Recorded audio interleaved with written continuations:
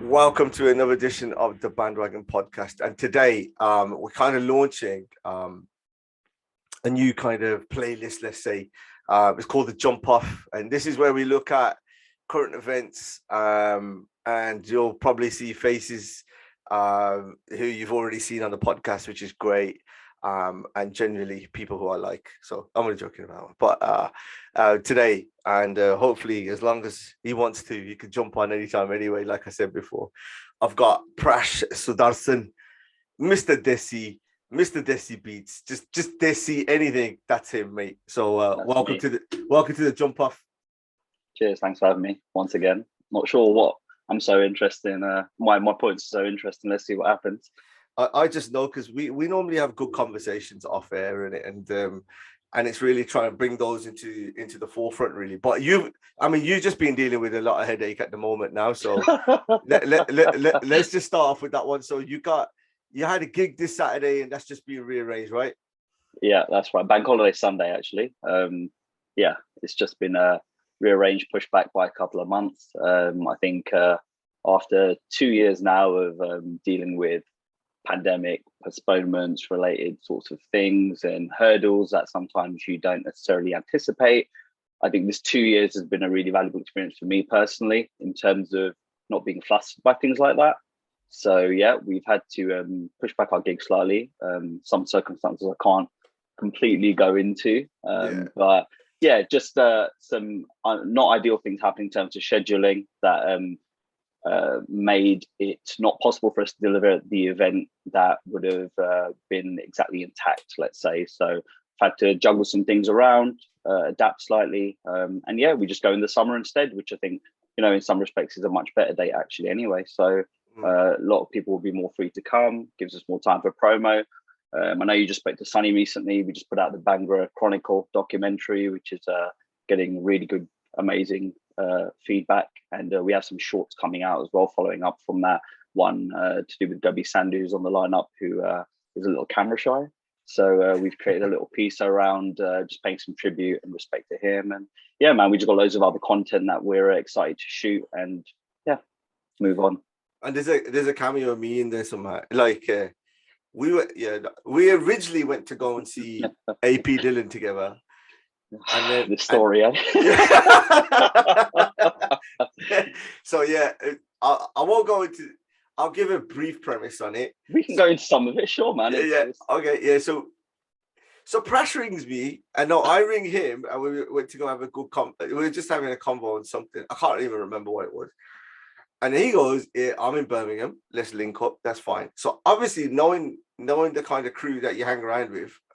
Before I was going to go, then I thought, okay, I can't go empty-handed. So he's coming to Birmingham. I'm just going to go get some beer. So I park up, go into town, knock on the door. It was quiet. I thought, hang on, it might be the wrong room. Come in, it's just him. So sat down, had a couple of beers, and then started thinking, like, I'm a bit too old to go to this gig, man. How do I kind of raise it with Prash say, oh, I'm not really feeling it. And then so I kind of braved it and said, yeah, what's your vibe? What are you saying? And he's like, look, man, I'm not feeling it. And at that point where he agreed that he didn't want to go, I agreed. I go, we could have just hugged right there and then. Yeah. I think, we're at that age now where it's not embarrassing to admit these things anymore. In fact, it's more of a shared experience. And then my colleague Sunny, who you interviewed recently, as we were talking about, entered the room, and he's a very disciplined, reserved guy who is not about the gig life anymore, even though he very appreciatively helps me. Also doesn't really want to be at these late night gigs necessarily, and it's kind of by my force and arm wrangling that he accompanies me occasionally. He came in and it just certified things. He was just like, yeah, you know what, let's just sit in and have a chat and catch up. So yeah, it was good. It was that. Then I'm sure we're about to. Yeah. Then we went from. Then we had like a kind of little mothers meeting where we're sitting there just chilling, and then you get a phone call. It's Punjab BMC, the main man. Yeah, and then we end up going. Then I get kidnapped at this point, which is the same story which I've told my wife. Yeah, it's true. Yeah, I get kidnapped. We end up in Coventry, and we go and see his studio, which is unbelievable. It's crazy. Fantastic. and then you guys record your bit, and then there was a family wedding, and then Yeah. and then we end by the end of the early hours in the morning, we're dancing with the family in a tent, wicked vibe. And then it was at that point where we looked at each other going, this is your life, man. I think the exact phrase that I use very often is what a life. What a life, you know. I didn't expect at the start of the week that I'd be dancing in Punjabi MC's family's tent on a pre-night to a wedding, but you know, this is the rock star lifestyle that everyone's so jealous that we live, you know. But it was awesome, you know. It was just fun, and they were super welcoming, and he was on the mic shouting us out, which was kind of bizarre but beautiful. But you know, it goes to show the kind of lovely, humble people that they are. And yeah, man, just another experience to put in the books, really. So is there any kind of similar kind of story that you've had with anyone else before like that? I'd say most of the stories happened with Punjabi MC, but no, there's loads, man. There's loads. I mean, I'm sure, you know, you've been on the road with Frenzy, and I'm sure and I know the amount of NDAs you guys have had to sign in the past to be in rooms where you can't talk about people you're meeting and the experiences you're having. I've definitely had a lot of those kinds of situations happen, and you just look around and sometimes you're like, is this really happening? Or you're sitting in front of someone that's your hero or someone you admired and things like that. And yeah, I've found myself in loads of those situations, and it's kind of part of the thrill of doing what I do. You know, I love the industry I'm in. I love music. I love going to live events. I love experiencing all of that. I was just at Wembley Arena on Saturday for a house DJ's called Camel Fat, just to see a live show at Wembley Arena till 3 a.m. house production and all sorts, and it was just astounding. And you know, I love going to all these different types of genres and experiencing them and seeing how other people do it and getting inspiration, because you can only improve, right? So it's seeing how the cake is cut a different way. What's the main difference then that you see that in terms of what's going on there and what you could kind of utilize in? You know what? It's just everyone's got a different idea of how the aesthetic of their show wants to look, really. You know, and yeah, I was at a show 2 weeks ago in Paris at a venue called the Olympia, which is sort of their version of the Royal Albert Hall, and a friend of mine's brother was headlining it with a house producer called Thylacine. And again, completely different. This kind of music style was, I would say, like excited elevator music. Not my kind of vibe. What? Excited elevator music? Excited elevator, like, you know, like background music, but sort of slightly more up tempo. Just, I don't know, like I couldn't dance to it personally, but I could enjoy the fact that other people were enjoying themselves and they were in that sort of an atmosphere that's different, a crowd that's like the super middle class French crowd. I don't know, like we stuck out like sore thumbs, but you know, no one was like looking at us weirdly, like they were just enjoying themselves, and we're just sort of looking around and thinking, wow, this is amazing. And you know, he's a South Asian guy from London who's now headlining huge shows in France. And yeah, it's just, like I said, different perspectives, man. Like that's why I love even, you know, doing things like this where you get to talk to people from a slightly different background and you have different perspectives on all sorts of a range of subjects, and we can discuss our views and share opinions and still be friends after, which is the main thing, really. Do you think is the competition getting harder and harder because like the production costs are going up and the artist demands are going up, and then the expectation of the crowd is getting more and more, you know, like they want to see people flying from fucking ceilings and shit and all this, you know what I mean? So like where do you kind of get that happy balance between like the customers, like what they're paying, and to production costs?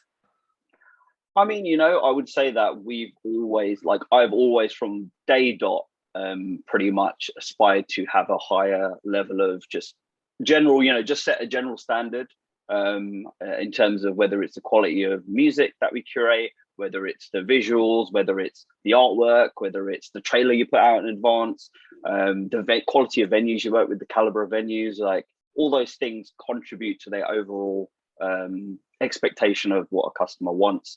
And we've been doing that for ages now. We try to raise the bar consistently, or at least maintain the level we're at. I'm not going to lie, sometimes it falls slightly short. We discussed on the last podcast about, occasional bad gigs that I've had or things that haven't gone exactly our way. And that's the luck of the draw, man. If you do 1,000 events or 500 events in a year, there might be 5 or 10 that don't get exactly to plan, and you learn and you move forward with them. But I think in terms of competition level, there's always competition. There's always a new form of competition coming around. People that want to rip off your logos, people that want to rip off your artwork, or do things of that nature. I see it around all the time. I don't comment on it too much. It catches me out. I'm like, yo, I was like, Yeah, I just, a couple of days ago, I had a DM from someone. They were like, "Is this your event?" And it's just literally a complete rip of our logo. And I was just like, "No, it's not." But people, the public, they know the difference, because they'll go to those gigs and be like, "Well, this is definitely not their gig for sure." And it's difficult because you want people to be able to easily identify your brand and sort of stay loyal or whatever. But I think sometimes it's really good when people go and shop around and see that, hey, actually there are other things out there, but this is still the best one. And that's how people learn, and that's how you grow a brand and grow a following. So yeah, it's just the level of pettiness, isn't it? It's just a little like I love it, man. It's hilarious. I know you love it, but I keep those conversations kind of offline, just because I feel like people that do that, they want the attention, and when you feed their egos, you're giving them exactly what they want. So sometimes it's better just to good, bad, or otherwise, PR's PR. But I just focus on what we do. I pay attention to everything, but I focus on what we do. That's the main thing. End of the day, I can't get caught up in what other people are doing, otherwise we'll get left behind. So yeah, always looking forward. So just kind of off piece, and that was at the same bit. It's like at the same time of night when you're functioning, there was like a UFC over this weekend. Did you manage to catch any of it? So we finished the house event at 3:00 in the morning, so just in time for the main card. I'm going to be honest. Got back to my good friend DJ Dips's house, sat on the sofa ready to watch it, and then just knocked out, man. Is he into UFC? No, he's not. But there was a crew of us together, and everyone but him was interested in it. I think he said that Aljamain Sterling looked a bit like Aaron Wan-Bissaka, and that's about as in line with what he could get in terms of interest. I think anyone can appreciate watching a good fight, though, which is the most important thing. I think that sport is amazing, and a good fight is a good fight. And I've got loads of people into it. My brother, for example, I was hugely into it from like before UFC 100, even from the early days when it was sort of like Randy Couture, and then going to the sort of Brock Lesnar era, Frank Mir, and things like that, and then kind of moving forward. And ever since I got my brother into it, he went so far ahead, leaps and bounds, in terms of his knowledge of the sport and knowing who's fighting next and this and that, and left me far behind. And I love that, because you want to get other people into the sort of thing you're passionate about, right? Mm-hmm. So I know you watch it. I mean, this weekend's fights, again, just awesome. Chimaev Burns, just... I mean, that geezer, like, crazy. My cousins got me into it, but they were like... They had like pirate ones, we used to hire them for like Blockbuster or wherever. Yeah. I used to download the full show from LimeWire back in the days, and I'd have the full DVD rip or whatever. If the DVD that's when DVDs would just come out pretty quickly after the fight. I'd have the DVD rip of it and just watch it all in HD. And I had literally so many of the UFCs like back in the days. Tape to tape decks. Yeah. So the old school like VHS one. Used to rip him off and then send him. I won't say his name because get cost, but they got into it, and then there was like waves of interest to come in. And I think when I actually went to an event, I think it was Manchester Bisping's one. Okay. And then got into it that way. Then went out Vegas and saw those guys from that time. But this weekend, you can just see UFC in itself is just going. It is ramping up, man. It's just going. It must be the highest trajectory of any sport out there. Yeah, definitely fastest growing sport, they say, in the world. I unfortunately never actually been able to go to a live event. I wanted to get tickets for London, but they're gone in 10 seconds, and a £60 ticket is on sale for like £2,000 or £3,000, £4,000. So it was ridiculous because I love it. Don't get me wrong, but I'm not that idiot that's going to go and pay that kind of money. And then I think a lot of the real fans sort of lose out from being able to see it. And I know that's a problem generally in sport.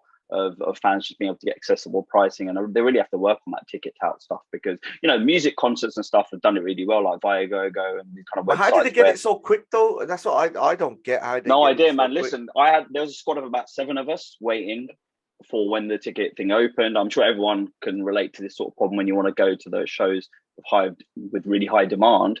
There was a bunch of us waiting to get tickets for it, and we weren't able to secure it. And I mean, it's only 20,000 in O2 Arena, maybe let's say probably 15,000 because the Ring having to cut space down and stuff.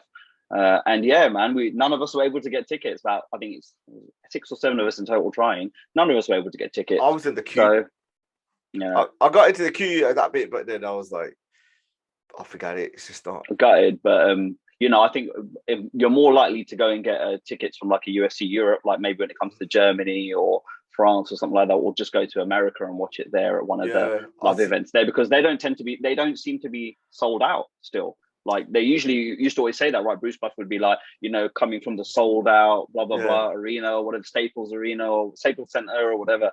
And he doesn't say that very often at the moment, which just goes to show, even with live events there, with the pandemic and everything, people are still a bit edgy about going out, I guess. We saw Cain Velasquez on the Junior Dos Santos. We saw.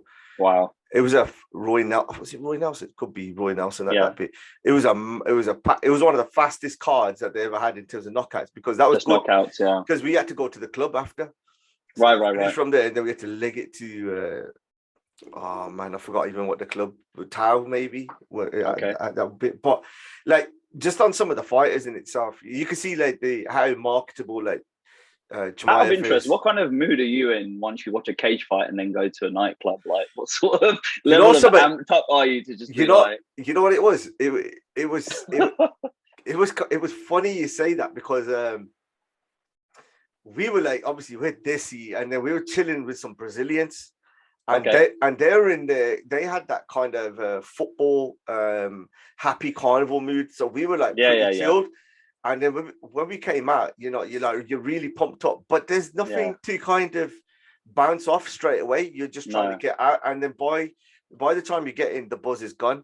Whereas sometimes when you go to a pub here, especially like a Desi, or they're watching like a Josh, the most kind of fights I've seen is after a boxing event in a pub.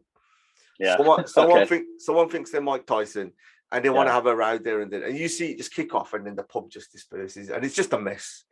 But over there, it was actually kind of like a Disneyland formula to it. I mean, I don't. But saying that, I've only been to one in America. I don't know. It could be a punch up every time, and we just didn't see it. I think that I see the boxing here. There tends to be fights all the time in crowds, no matter what the event is, and it always puts me off going. Like I think we were going to go thinking of going to Tyson Fury versus Dillian White, but I don't know, man. That Lagerlout kind of attitude crowd, like it's just not for me, man. And I've got some friends that are like easily aggravated as well. So if we're not like away from like those types of people, it doesn't create the right vibe, So I'd rather watch it like somewhere in like a private room, just have a screen up and like a couple of us watch it together, and then go to live sports sometimes, unfortunately. Yeah, like my son, he goes to jiu-jitsu, and I go and watch it, and I'm like eager to jump in and stuff like that, but I ain't got the time for it at this moment in time. But like they just done like a little event here, and I just thought that market is ready to be done. I think you need to start it, man. Do like a Desi event sport, like your version, and I'm putting that professional. I mean, I used to that's what people used to think the banger events used to be back in the days, like just dudes bench pressing each other anyway. So I mean, I'm trying to step away from that kind of thing, and not incentivize it, But you cleaned that up though, haven't you? Yeah, definitely. I mean, making it student only during a week was a really good move for us. Just these middle-aged dudes that would occasionally randomly pop up and try and talk to 18, 19-year-old kids. It's just never really going to work as a formula. You still see that everywhere else, but we just said, hey, man, even if we got to take a financial hit for a little while, I'd rather do it to keep people safe than mix those two worlds together, basically. I remember when we were younger, I used to cuss those man. They were like, look at this, they blah, blah, blah. And then I realized that once or twice I ended up going to those gigs, and I was like, fuck, I've turned into that. You're that guy. Yeah, but you're not like going and beating people up and taking your top off if someone doesn't play your song, mate. I've seen some real weird things in my time. Trust me. I remember once. I'm sure a lot of people who are going to listen to this will know exactly who I'm talking about. But at Hertfordshire, that's where we kind of started Desi Beats at Student Union, and it was open to all at that time anyway. And there was this guy who was known to just turn up at people's gigs and just beat people up all the time. And I remember him asking my DJ, like, if you don't play like put on Jadande or something like that, like, bro, I'm gonna like smash your face in or something or other. And I just remember like the last song I got him to play like something Bollywood, real cheesy, like Gubby Gushy Gubby Gum or something.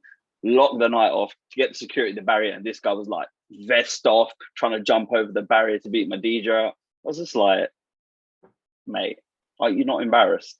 And I see the guy now and again out and about, and he's not changed. So I don't know. I think some people are just always going to be that way, man. They ruin it for everyone else, which is real sad. I mean, you know, I saw some of those characters at AP Dillon shows in London, to be fair, and around, and I'm sure loads of video clips about, and it just ruins it for the vast majority who just want to go and have a good night, you know? Yeah. That's why we didn't end up going Birmingham, to be fair. I was just like, I don't know, man. To be fair, I went out on Birmingham last week, and the top of Broad Street is just absolutely empty.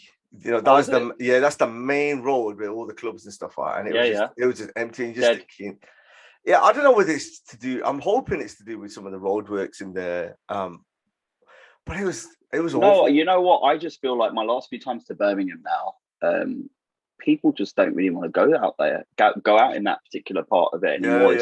They're not offering anything new or different. Digbeth is popping. Like, I really love that kind of whole little Shoreditch kind of imitation vibe that they got going on there. We've done a couple of the venues. I mean, we did the Mill with Frenzy and Raf earlier in the year, which popped off. We did Gary Sandy there as well, and I just think those venues are they're kind of like live music venues, and they've got a bit more of a sort of that kind of structure to them, and I prefer those myself anyway. But I just feel like even the atmosphere of the local, that little kind of arches where there's little bars and restaurants and food trucks, that's the kind of vibe you want, especially when you get a bit older, you know. So you got like crowd control. Like I was saying, you know, going back to one of your stories, but I've got a mate of mine who was involved in security for a very, very long time, and he mentioned, I said, I just got into the bit. I'm like, how do you control the club, because you've got 200-300 people at, you know, under the influence. There's two of you. How do you get this? How do you get it in control? And he goes, there was one time where he got into where he was really scared, where there was a bunch of guys came to the front, and you know, you just do the custom pattern down, and he goes, one of them actually, he felt like he had a gun. I mean, this is years and years and years ago, and he goes, I couldn't do anything. There was two of us, and inside you got kind of protective what you've got to do. Yeah. And he goes, the easiest way that we were able to do it was speak to the DJ and say, start playing shit cheesy music. Just do it. Yeah. Just to get him out. And I just thought, like, you know, a lot of people would have froze at that point, because as he patted him down, he knew that he had it. So he was like, okay, what are you going to do? You ain't going to do nothing. I love that, though. I love that quick thinking. We had done something like that a couple of times in my time, especially I used to be in the restaurant game quite a bit, and we'd run some of these. I'd been part of teams that sort of set up those first kind of the early part of those shisha bar, restaurant, club sort of fusions in London, and opened a few of them, and we'd occasionally have trouble from all sorts of characters. Sometimes it was travelers, sometimes it was big Punjabi dudes, sometimes it was, you know, all sorts, really, like lots of mixed different groups, just big groups of lads that want to maybe come in and they see a football match on or something or other, and you just change it to like be for you or something, and they'll be out within 10-15 minutes, and like, it's not for me. So yeah, that quick thinking, especially when you're on that sort of edge of danger, of having to look after people, is really, really important, and it's not an easy task to do. A lot of people flake under that pressure. I've seen it lots. So. I said to Sonny on the last podcast where I was chatting to him about, I go, you know, like crowd control or things that you don't expect. Like you saw like the whole Will Smith stuff and that, you know, if you're organizing and you're in charge of that, what did you think of that to start off with? That guy's going through a lot, you know. He's going through a lot. It's not excusable what he's done. He's in the wrong, completely in the wrong. A joke's a joke. I had a lot of people. I've had both sides. I've got lots of friends that are like, say something, expect to get slapped. You can't talk about someone's family, blah blah blah. And the other half that are like, this guy's clearly lost complete control. I always thought that Will Smith was known to be that sort of clean cut, plays the showbiz game right, knows how to say the right things. Especially, I was a huge fan of him growing up. Fresh Prince. I remember buying his single Miami on CD, like the single. Loved that song and a lot of his music. But I kind of started getting a bit bored of him the last sort of 5-10 years. I felt him to be a bit righteous, self-righteous, like just always a bit fake. I don't know what it was. There was something not right about him. And I just could have feel like a difference in his character, and just felt like, this wasn't the same guy I identified with when I was in my younger years. And I think you've seen this transition where his whole family is started putting out all the business around what's it called, the red table, whatever it is. And I just find the whole thing bizarre, man. Like, sit around, talk about your sex lives, talk about his kids transitioning to whatever they're transitioning to, and just, it's a lot of pressure when you want to keep those things private. And I feel like he hasn't had really much of a say in it. I feel like his wife's led a lot of that, and a lot of their private life has bled out into the public domain. And I just feel like I looked at him, an emasculated man there, someone who has lost his masculinity, has not had that choice to sort of assert himself, and his ego has been hit and everything like that. And you just saw a man at breaking point there who just was laughing for a second, looked over, saw his master just sort of scowling, and was like, gave it a look. I better, if I don't do something, I'm going to get the smackdown when I get home. So he acted as any man who's panicked when they see their wife super angry. It's one of two ways. You're either going to be like, and don't do anything, or you stand up and do something stupid like that. And that's what happened with him. Yeah. I think I've heard, like, the more that I've heard about it, and I think there's a couple of aspects to take in mind. I was a lot like you, what you just said. Like, I was a big Will Smith fan growing up. Boom Shake the Room was my first in that, right? And then I realized that as I was getting older, I preferred Carlton. I was like, this geezer, he's the funniest. And then his films were just putting me off in that. And then I didn't understand what this whole thing was about, talking about his family and putting it out there. Was this the last roll of the dice? Because his films were shit. Like Gemini Man and all this. It's like Bad Boys 3, fucking awful, man. No, Bad Boys 3 was okay. Like, you can switch your brain off. No. Like, I'm not saying it's amazing, but you know what it is, especially compared to his other films. It was a lot better. But it wasn't like they weren't reinventing the wheel. They were just doing a tribute act to the last two films. But it was okay. Like, it's not. It's tolerable. It was tolerable. That film, that like Men in Black 2, 3, like, they're the kind of films where you just switch your brain off and just enjoy entertainment for a bit. But whereas like Gemini Man, that one that he made with his son, where they were like lost in space or something, or I don't know what they were doing, but he had a few that were just a bit. And it's a shame because, man, I love some of his work. Like £7?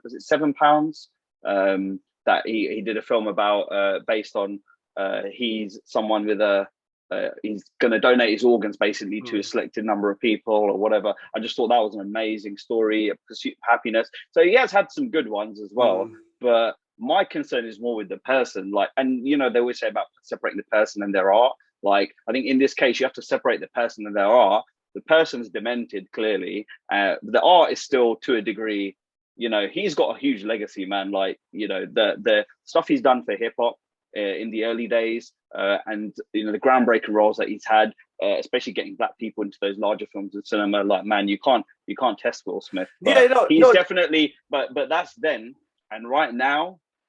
It's just but they live in that PR disaster world, and so like he's gone there. He's obviously said the joke, but in a bad joke. It went all that, and then he's got it, and then you could see, like, as he's gone in there, he's done it. He's got that. He turns around quickly, and I think at that point he's realised what to do, and then I think he's magnified it and tried to justify it. Don't say this about my wife. Like, she never said nothing to him. He's got that. But Chris Rock, the way that he I tell you what, Chris Rock, Smashed What a it. guy, man. What a He guy. he could have Under said a pressure. lot. He could have said Under a lot, pressure, man. I tell you, man. Yeah, Like he could have said he a could lot. have either he could have either roasted him, he could have made the situation worse. Like it could have gone any way. The way he handled it with such class But was they kept amazing. him And there. most I didn't understand that bit. You've just assaulted. It's this privilege of the artist and all this one to well, say. apparently they'd asked him to leave and he refused to leave. Yeah, but what's I don't that? know. I don't know how that was handled. That's just weird. You were saying about crowd control. How would we handle it? That's what I mean. Take him out. We just take him out. But Security, take him out. But that's that you privilege. do it backstage as well. Do you know what I mean? Like he would have had to be backstage. I think there was like intermission, right, during the break where he was being seen talked to by Denzel and Tyler Perry or something like that, and they were trying to calm him down. During the intermission, take him out. That's it. Get security, take him out. Done. It's done. But I don't know. It's the art. That's why I don't do. That's the thing. Award shows. Oh, have you thought about doing award shows? I mean, seeing all the terrible ones that I've done here, not really. Like, hasn't piqued my interest, man. They're just. It's got to be done right. I know everyone. I know a lot of people that used to do the UK Amas that started it, and I've seen the ones that happen at the moment. But yeah, I just why do you think it's not being considered? Like you see the growth of like the Mobos, and you see all these, like Brit Awards and all that. Because the people that do it always it's always about self-interest. It's never about actually, judging art on its merit. It's always about who's paying most for an award, or which company is going to sponsor the next one, and whose ego needs to be inflated at this point during a night or whatever. It's just always about that flash, and it's a shame because it's not like those bigger award shows don't have the same problems anyway. Even the Grammys does, right? Like they always. I think a reggae award was just given to an all-white band for reggae music. No, don't get me wrong, music's universal, but it was like white dudes with dreadlocks and just how sensitive that stuff is at the moment about culture vultures and people appropriating people's cultural identity, and even the Grammys can be tone deaf. So what chance have we got when we're doing our local Asian awards or Asian music awards? I don't know. But there's still a scope for those things to happen. I think someone was just talking recently about with you about awards that were given out recently where there are people nominated for awards that are radio presenters that aren't even singers, and they're nominated for best singer, things like that. It's just weird stuff. Every year there's always something funny happening here. I know that I think it's traction, isn't it? It's just like I got it's like there was a period where sort of live Asian gigs sort of died. It just did not exist anymore. Sure. And then it's come back with a vengeance now, like you can see. And then when you see like the turnout for AP and that, you can say there is a market from there. It's just how do you capitalize and how do you kind of utilize well, that? What it is, the taste of people has changed a lot. I hear this whole thing about bring back UK banger or whatever, but it's that time is done. That doesn't mean there's not room for it, but it just means that it's not a prominent category people want to listen to anymore. Young people now listen to a range of things. They listen to grime, they listen to US hip hop, and you can hear that in the musical influences of AP. You can hear that in the music that Manny Sandhu makes, or even the stuff that Raf's influenced by, or Frenzy, or whoever. That there's these hip hop beats in there. There's this garage influence in there. There's a grime influence in there, and even the stylistic changes of the new talent coming through right now. There's a whole slew of MCs now I've seen from the Midlands and up north that are like Asian kids, Pakistani or Punjabi or whatever, Tamil kids even, that are spitting grime and hip hop and singing R&B, and seeing some amazing talent coming through. But they want to be true to their heritage and roots and maybe take some of the influences of the music, but that's what they want to make now, and you can't force them and pigeonhole them any different.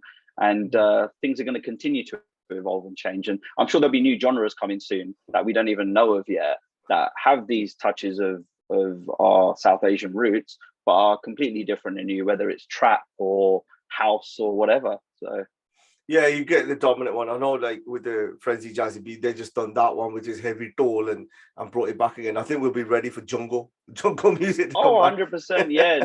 That's and you know what? And I love that because at the end of the day, he's making a project. I messaged messaged him just to say, you know, I'm proud of you. I'm happy for you because I know it's important to you to do music that's true to you and to your roots. And that doesn't have to be for everyone. And I think people make the mistake of trying to play to everyone, but stay within their choice. I think make your art, put it out there, and it's going to gravitate towards people that want to hear that stuff. And there might be an audience that doesn't like it, and that's okay too. Like, you know. I think it's like kind of being relevant and how things are changing. Like I think I was like reflecting on like social media and how you kind of operate, especially in this kind of world when you're putting the podcast, you kind of see which one interact. And I just realized I was like, I'm so disengaged with like Twitter and how that works anymore. I just use certain subjects and topics for different platforms now. So like Twitter is just all football that I just kind of football and drugs, which is basically the areas which I just look at. Yeah, I don't have time for conversation or within there. Do you prefer any kind of the social media one over the other? No, not really. I don't like any of them, if I'm honest. So like Twitter's like a place where I just find strange people being like passive aggressive, and they're either making like indirect weird comments, or like they're just having irrelevant.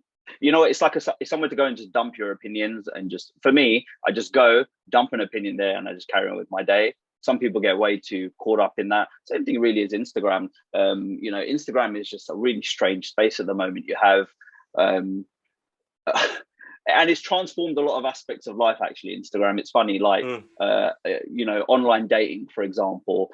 You know, you have this whole new generation of like influencer culture, right? Where people go on, they take half their clothes off, they give the whole shop away now online, and nothing's left up to mystery anymore, man. Like, you know, this is where I'm probably showing my age, but I just remember that time where you're just going out and meeting people out, and you go for a drink. Whereas now people are restricted to messaging on an app. You know, you've got to, if you don't say hello the right way, it's like, you know, you've got to have like a catchy opening line. I know you don't have to go through this, you're married, but I just said, I remember if you're at college or anywhere, if a girl held your hand, that means you're getting married.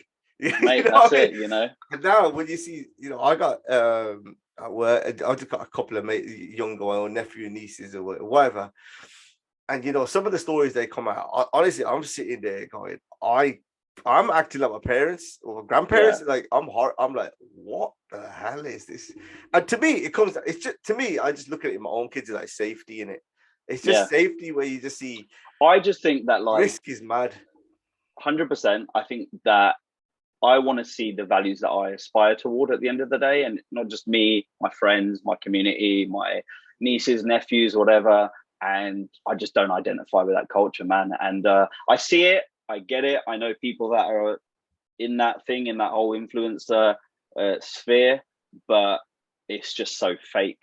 It's just so fake. Like we did a mixer event recently with loads of influencers, and I know that it's completely pivotal to the business that we do these days now, because it's just the way that the culture's been shaped now, that people follow influencers, and as a result, they pay attention to a lot of things via those influencers that they really like or they admire. And there are some really great ones, and there are some really fake ones. And I won't say which are which, but I've seen a lot of them, good, bad, and ugly. And I just find it weird, man. I don't know. Like it's just what's the constructed criteria? Reality. What's the criteria of an influencer really? Like, well, you have to be, you know, fake followers. Is it like a threshold? Well, first of all, you have to be pretty good looking. I haven't seen any, you know, ones that look like you and I, you know, rugged fellas. They have to be pretty good looking. You have to have a good photographer, some good filters, and color palettes available. And I don't know, man. Apart from that, I couldn't tell you, man. To be honest, if I knew, I'll say it loads, man. I see it loads. I say it now. It's fraud. I see this. I see some of the state of some of these people, and then when the picture, and you're like, "What? Nah, that ain't, man. There's no way." And you look at it, and I thought, "This ain't on, man. This is not. I'm not happy about this." False advertising, yeah. Yo, it's just it's not in the case that you're attracted to someone. You know, right now this is just manners. probably 20%, I reckon 80% are like our age, but there's 20% of your audience that either yours or people that are going to tune in via kind of me posting it, that are going to be like these old, like outdated fuckers, honestly. I don't give a shit. I just think it's manners. It's like, if I see you a picture, I expect you to be at least like look at picture, a little bit like this, because if I'm going to say hello, I don't want to say it to somebody else and get it wrong. Yeah. I mean, I've had a couple of those occasions actually where someone said, "Oh, I'm so and so," and I'm like, "Oh, okay, that's you." Yeah, COVID's been bad. No, hey, listen, they still brush up better than me, but I'm just saying, like, what it is for me. There's a constructed reality that a lot of people are buying into now, and I think that you can get so caught up in that and feel that there are people living this amazing, perfect life with their amazing, perfect faces and their, stunning, constant, amazing holidays that they're just going on and getting invited to for free. And it's all fake. It's all not real. And I just don't want anyone to believe that that's a reality. That's that it's not happening. It's not how it is 99% of the time. It's not anywhere close to that. And it's not something to aspire to. I think all those basic, normal, decent values that we've grown up on are still like really the things to look for. To be a good person, don't treat people like shit, be honest, just all those sorts of basic qualities are still the things to be about, really. So yeah, all that other stuff, I don't know, it's not for me. I was speaking to a couple of influencers at the same time. Yeah, this is about 2-3 months ago, and I'm chatting, and I was about to I was posting something on my thingy, on my Instagram account. Yeah. And I could just hear them having the off conversation. And in the end, I didn't post it. I just got distracted and I just did it. But I got into the conversation. And what I realized was that the amount of pressure was ridiculous. And what I mean by this is that they had to have a certain amount of likes per post that they were doing. And they were so super selective of what pictures that they were putting on.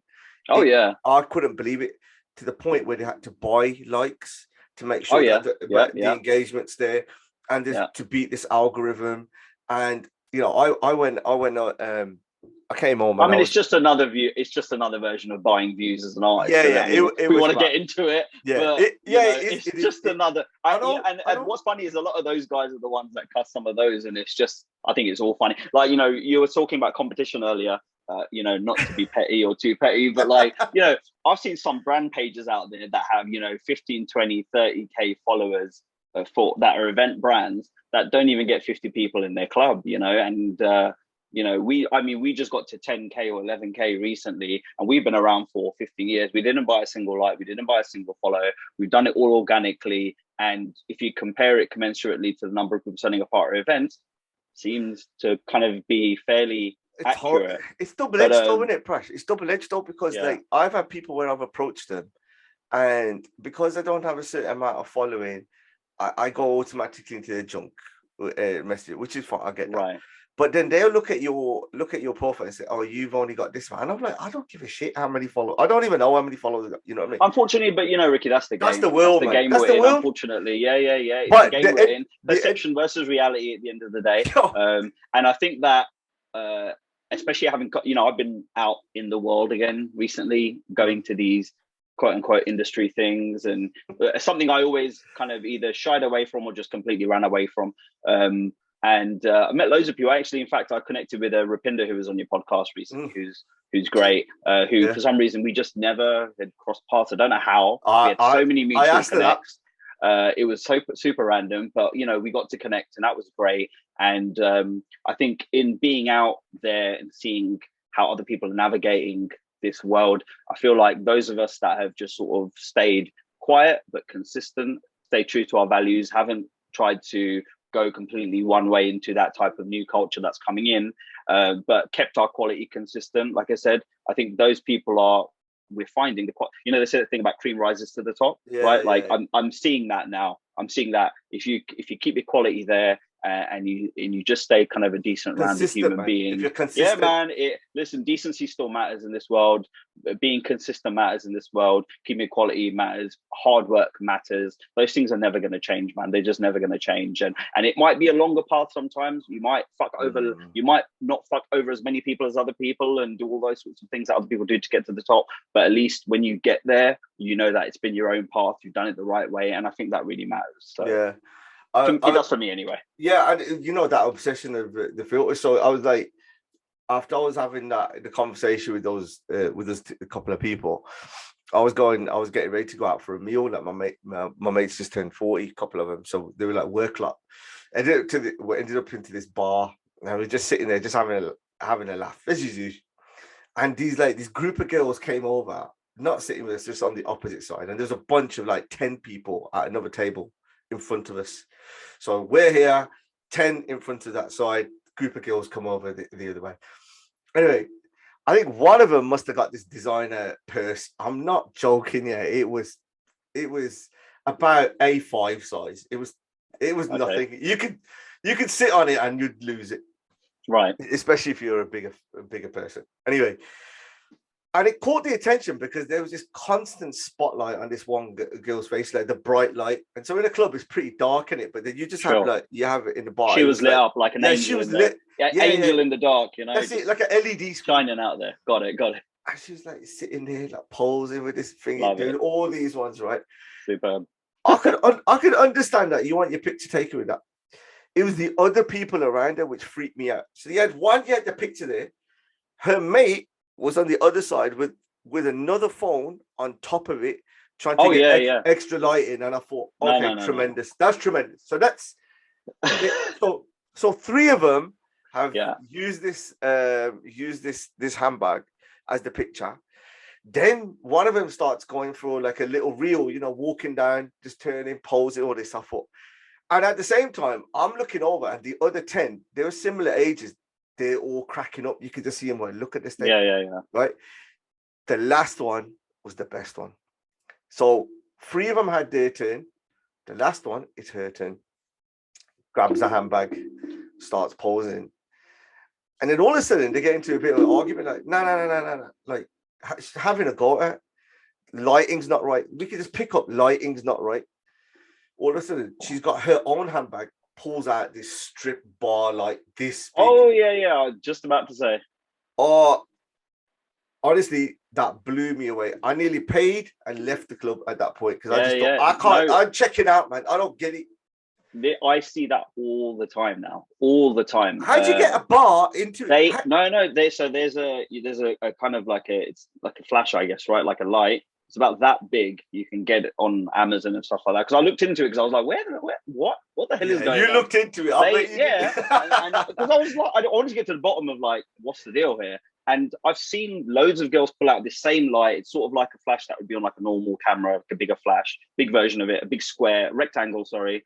And they'll pull it out and put that on for extra light. I see it all the time now. All the time. This was it. The last time I saw a light like that was in my old house in the kitchen.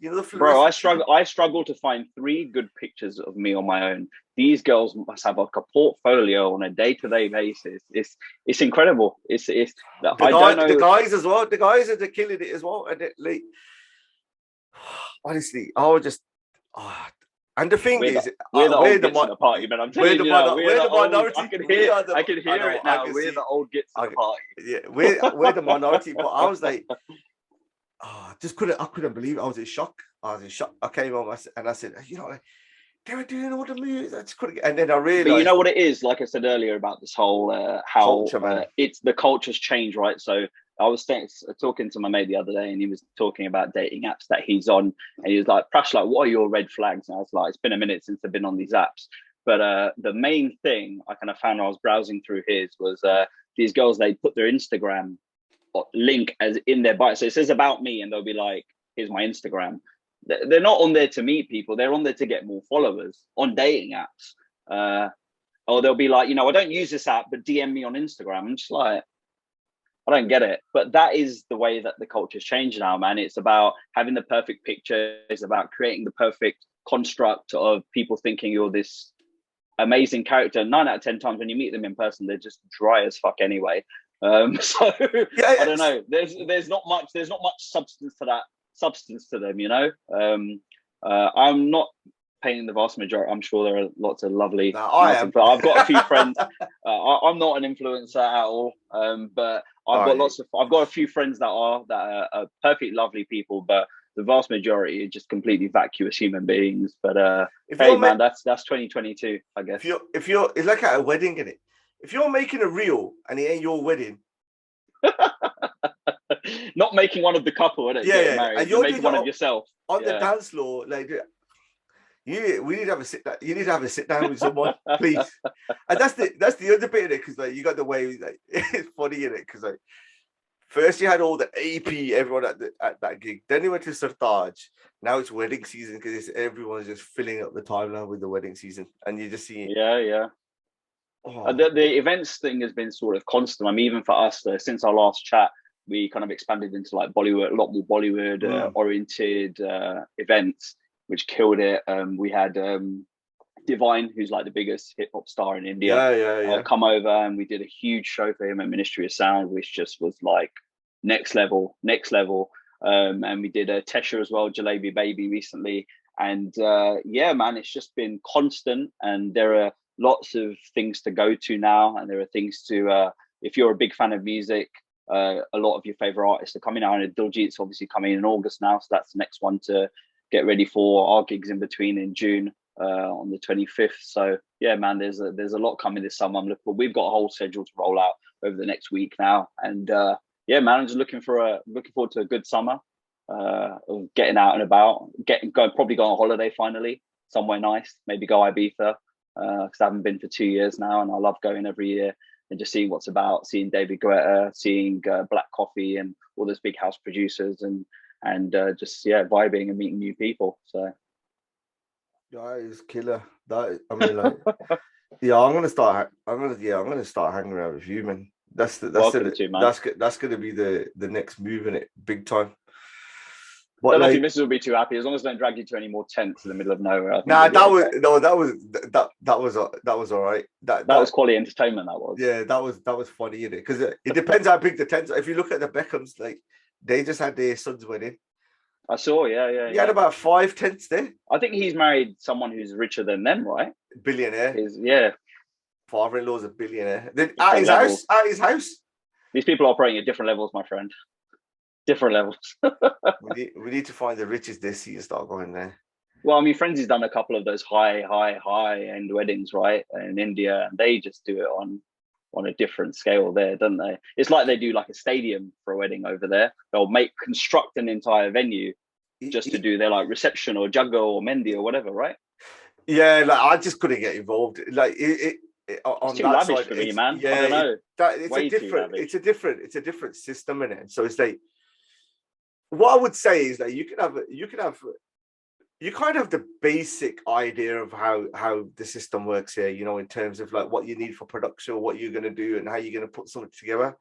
Yeah. Over there, you know, you're talking hundreds of people involved in doing it around. But it's getting cut back here a lot now, if you notice. People are really, I think the pandemic's been a wake-up call. Like I've noticed a lot of people just really downsizing their weddings, their expectations of what they're doing. I have a slightly different view to that, actually, Prash. My bit is that they might be cutting down on numbers, but the expense is actually going up, because what they're doing is just investing more on quality, or what they want to have, those little smaller things. Okay. I also think that last year you had almost 3 years worth of weddings in 1 year, so everyone's getting married every day of the week. Yeah. And I just get the feeling it's kind of slowed down. I'm not in that side of it anymore anyway, but just general conversation that you have. No, even just generally attending people, or just seeing it on the. I mean, we've got so many friends in the industry that are DJs or do production and things like that, so we get to see it. Some are busy and some are really, really quiet as well. You know, like big ones. So like, you just got to think, are we at a pinch point in terms of where there's a change of direction, or is it just going to sell itself down and get ready for like kind of next year of what happens? But as you go towards more Christmas, there'll be a new variant that will come out. Is that going to have an impact? Please don't. Hey, That's what they predicted. I've had Isn't it? enough So they of get what we're on our like 7th or 8th variant now. I've had enough. I've had enough. Yeah. People are still getting it right now around me. I don't know about you, but people I are think, still catching yeah. it. I like my cousin just literally this whole last 2 weeks is he got it, but it was not showing up positive. But he had all the symptoms, and he's been in bed, throwing up and doing all sorts, and just They were, completely out of it. they predicted like at one stage 1 in 13, then it's like dropped Yeah, down to 1 in 10. But then also at the same time, with the price of petrol, no one's going to go anywhere to go and get themselves tested. You know what I mean? That's the next crackers one. You know what I hey mean? man, the world's a mess right now, man. What can you say? It's been non-stop, isn't it? There's Ukraine stuff happening now. Don't know how long that's going to get stretched It out just, for. Frankly, I've had to a lot of stop. people. I've had to stop watching the news and stuff because like Yeah, I'm more conscious now of my kids in it. So like, my son, he's like 5, yeah. So he's been brought up around COVID for 2 years. yeah. Now he's seeing a world war. What's next, man? What Yeah, part of the there's a world does he limit, right? understand it? And you can't like. Yeah. I've also felt it affects your own kind of mental health when you look at it. Not to say that there's Yeah. I something mean, going on. I I'm can't sure watch it loads anymore, of man. people sympathize with that because I think I got to a certain point with the like COVID coverage where I was just like, oh man, I can't watch this anymore. Every day seeing bloody Boris like what's it called? Go to his podium and with his 2 little assistants, and they just say this many people dead, this many people this, and you're just like, it's like I've had enough of this now. I think after about maybe 2 or 3 weeks in, I was just like, enough's 2, enough, 3 weeks man. in, I was like bloody. Yeah. I was kind of obsessed with it, like looking at it that much. But No, I gave up, man. Like, just you know what it is.